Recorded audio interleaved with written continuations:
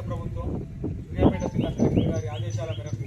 సమాచారం మరియు పౌర సంబంధాల పర్యవేక్షణలోని ఈరోజు మునగాల మండలంలోని అన్ని గ్రామాలలో ఆవాస ప్రాంతాలలో విస్తృతంగా అభివృద్ధి సంక్షేమ పథకాల మీద ఘంటాభిక్షపతి కళాబృందం చేత ఈరోజు కార్యక్రమాలు మన ఊళ్ళో గ్రామంలో నిర్వహించబడుతున్నాయి. రోడ్డు భద్రత నియమాలపైన